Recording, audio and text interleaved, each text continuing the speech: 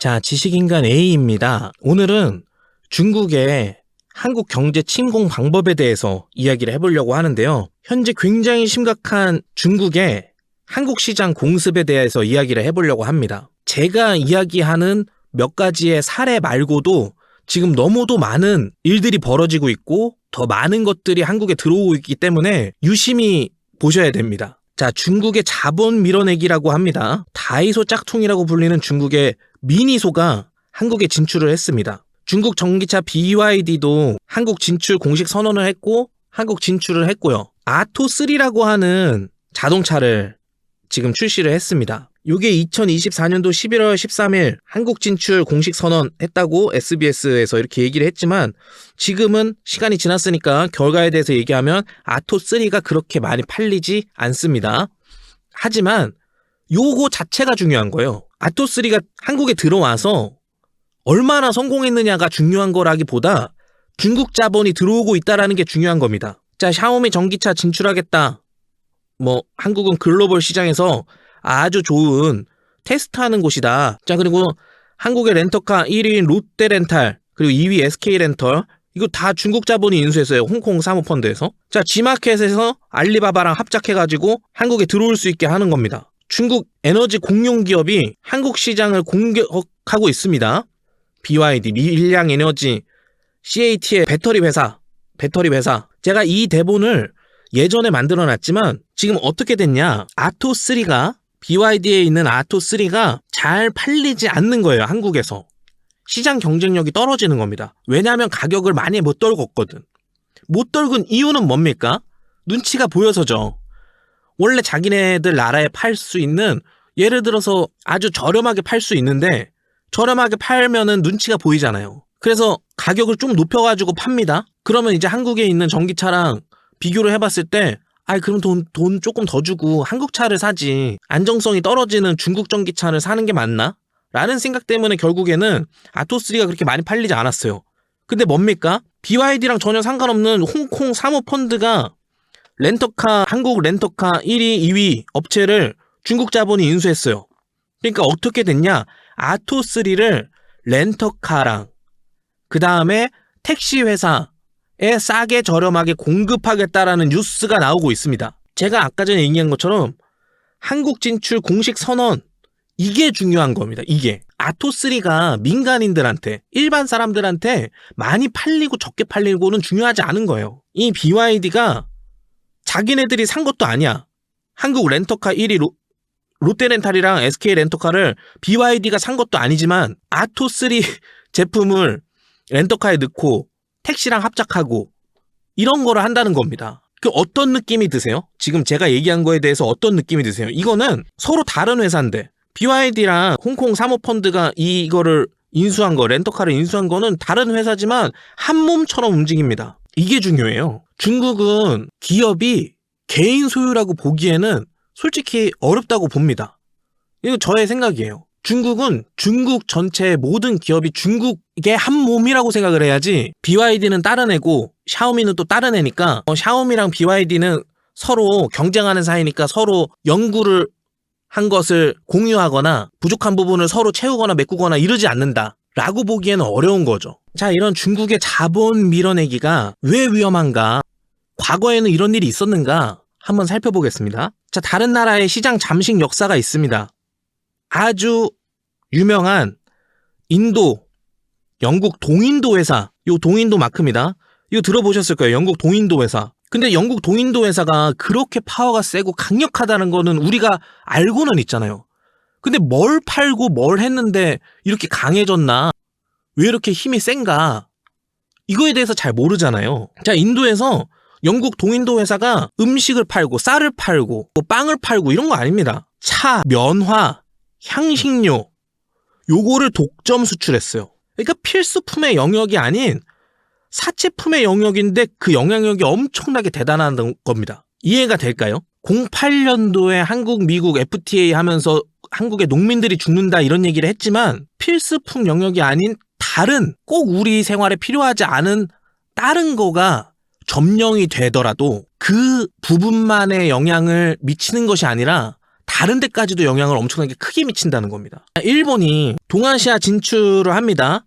1980년에서 1990년대. 우리가 베트남, 필리핀, 동남아시아 국가들 생각하면은 어떤 장면이 떠오르세요? 오토바이 타고 다니는 사람들을 생각을 많이 하잖아요. 엄청 복잡하고 오토바이 많고 자전거도 많은 그런 도로가 생각나지 않으시는가요? 자, 이게 일본이 본인들이 제일 잘 나가던 1980년대, 1990년대 뭐를 했냐? 자신의 자본을 가지고 다른 시장에 들어가가지고 자본 잠식을 하는 거예요. 일본에 있는 회사가 동남아시아에 쌀을 판다, 빵을 판다, 밀을 판다 얘기를 들어보셨을까요? 아니에요. 일본이 지금까지 이렇게 높은 영역을 차지하고 있는 이유가 일본이 아직 잃어버린 30년이라고 하고 잃어버린 40년, 잃어버린 50년까지 갈 수도 있다. 최고령의 나이다. 노인의 나라다. 힘들다. 어렵다. 이런 얘기 하지만 지금까지도 버티게 만들어주는 이유가 뭡니까? 여러 가지 이유가 있습니다. 꼭 한 가지, 두 가지 가지고만 있는 건 아니지만 그래도 꽤 큰 역할을 하는 것이 자동차, 오토바이, 전자제품 이런 걸 시장 점령을 한 거예요.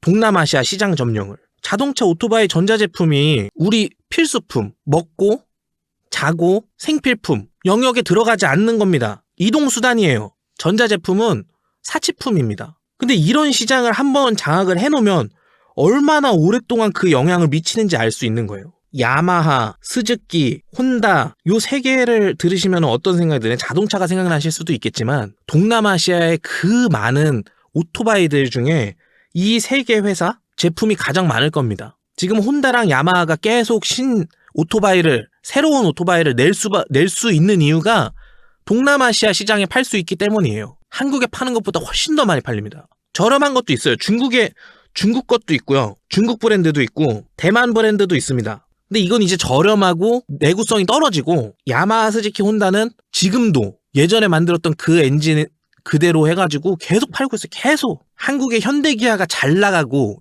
요즘은 좋아지고 있고 세계에서 점유율을 늘리고 있다고 하지만 미국 시장에서 지금 1위 하고 있는 거 도요타입니다. 전 세계 지금 1위 도요타입니다. 이 일본 차들이 많이 팔리는 곳이 인도, 동남아시아, 미국 전 세계적으로 다 팔려요. 미국에서는 일본 차에 대한 생각이 요즘 들어가지고는 조금 문제가 있습니다. 도요타에 있는 안전 규정을 거짓으로 보고를 했다던가 이런 사건들, 신뢰도가 좀 떨어질 만한 사건들이 몇 가지가 있긴 하지만 그래도 도요타 자동차를 사고 있는 겁니다. 지금. 그렇게 오래전에 한번 머릿속에 박힌 생각은 그게 빠져나가기가 쉽지가 않아요. 한번 그 시장을 완전히 장악하고 있으면 그 시장에서 물러나기가 쉽지가 않습니다. 그래서 지금 다른 나라 이야기를 했지만 한국이 지금 가지고 있는 산업들 종류는 엄청나게 많겠지만 그 중에 몇 개가 잠식이 되고 몇 개가 중국이 완전히 먹어버린다면 그거는 그것만의 경제가 중국한테 넘어갔다라고 보기 어렵고 다른 산업에도 엄청난 영향을 미칠 수 있다라는 겁니다.